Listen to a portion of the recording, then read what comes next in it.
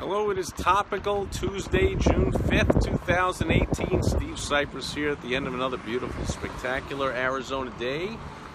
Surrounded by the mountains and the sun setting over the mountains there in the background as some cars pass by inside our community here, private road. Anyway, here's the deal. It's Topical Tuesday, which means I talk about something that's going on, something that's in the news, something that's happening. And Michael Joseph is here. Good seeing you. And Mark is here. Welcome.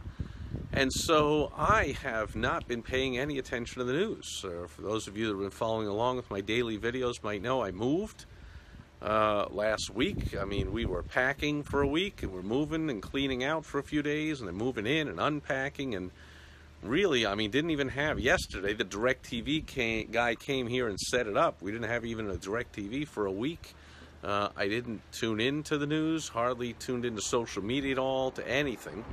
Then I find myself today, it's Topical Tuesday, I gotta check out the news, see what's happening, and talk about something.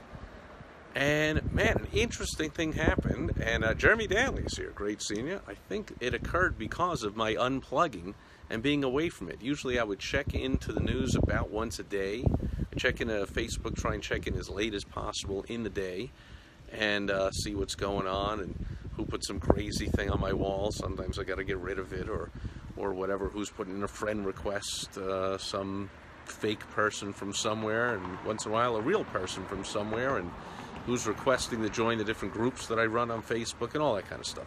And my clients are in a group and see what's happening there. So I check in and I'll see kind of what's happening. But I checked in today and a couple of things happened. Number one, I was overwhelmed with, like, who cares? I was like, look at all this stuff. The Eagles football team says they're not going to the White House, and then Trump says, well, then you're not invited. And so it's typical, you know, Trump playing games with the NFL and back and forth, and we hate Trump, no, we hate you more, and blah, blah, blah. And there's elections going on. What else is news? Some primaries, or I think the primaries going on, and who's voting for who, and who cares? They're all the same anyway. They all just government. They all just keep taking your money and spending it and greasing their own palms and, you know, doing favors to the people they like, so they just suck no matter what. Different people, same Congress, same government, same everything. What else? This Korean thing is going on. Are they going? Are they not? They're going. They yes, they that. Hoo-ha. Like, really, nothing I wanted to talk about or give a business lesson on or even pay attention to. So that's the number one lesson, is the benefit of this unplugging for a week is I found other things to do. I'm not really even that interested in any of these stories. And so for your business, the question to ask yourself is, are you allowing your clients, customers, members, patients to unplug from you? If so, big mistake. You got to send that monthly newsletter. You got to keep in touch with them. You got to have regular things going on and keep active on social media.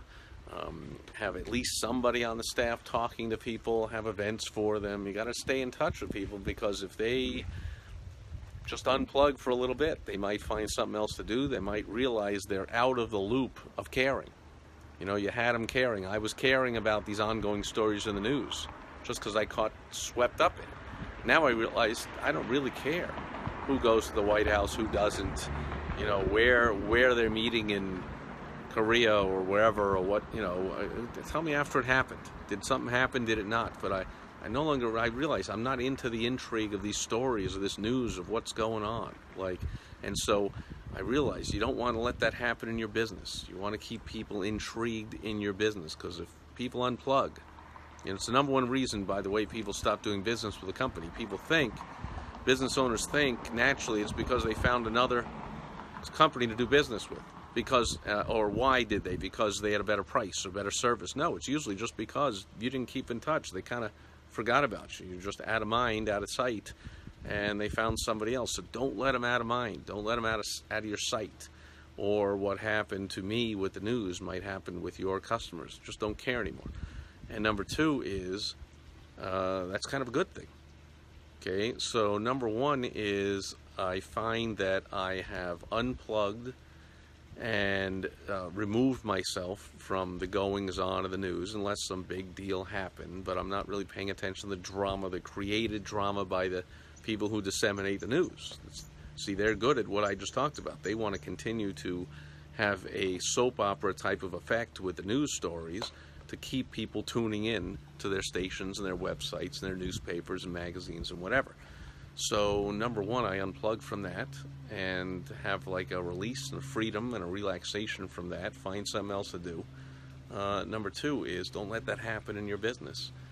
You want to, addiction is too strong a word, but you want to condition people to care about what's coming next in your business, what's coming next with you personally as the figurehead of your business. I keep doing these daily Facebook videos every day. So hopefully you want to see, hey, what's he going to talk about tomorrow? Which, by the way, tomorrow I'm going to talk about a very important topic for business owners, especially those that are involved in day-to-day dealings with employees, with vendors, with customers, clients, patients. I'm going to talk about a common misconception about a common word, a powerful word that's used in business, and what it really means as opposed to what people think it means, and how to make the most of it. Jeremy Danley says it shouldn't be called the news, it should be called the bad news. Yeah, really. I mean, it's not so much new. You know, I've always said, and maybe you've heard me on these videos saying, like, to me, the news is not what news organizations choose to disseminate to me.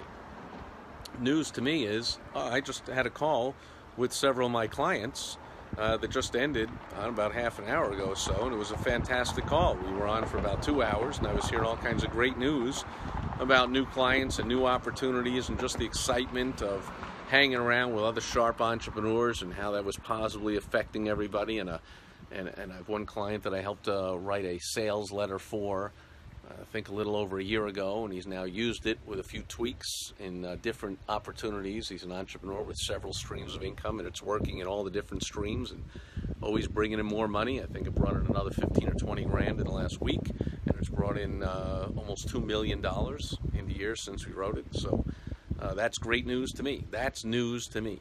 Okay, who got hired? Who got new clients? Who broke records in sales and revenue and profits?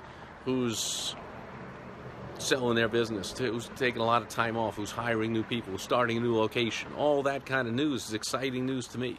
The bickering about which party is winning an election when they're both really just doing the same thing and just screwing all Americans anyway. Who cares?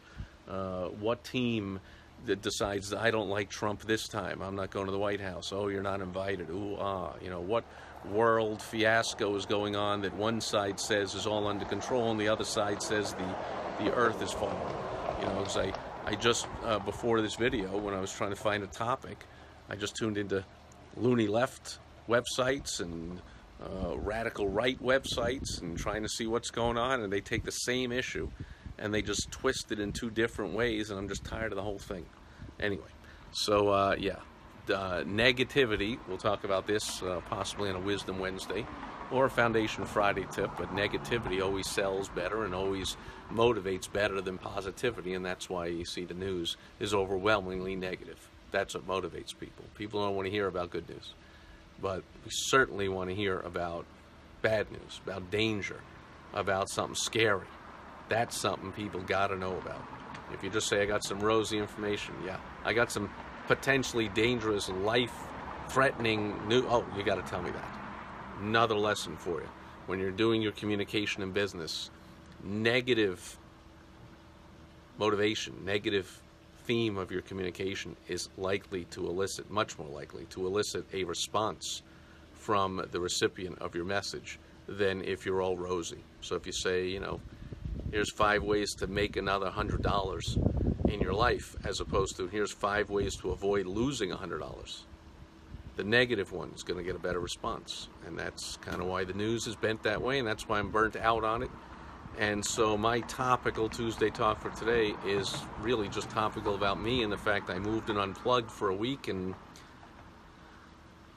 I don't even feel any need to go replug and plug into such nonsense. Anyway, who else is here? David Linton is here, and I don't see any other questions, comments, concerns, and just even thinking about the quote news has me all exhausted. So that's enough for today. I'll be back tomorrow with a very important, powerful lesson on Wisdom Wednesday. I hope you'll be with me then.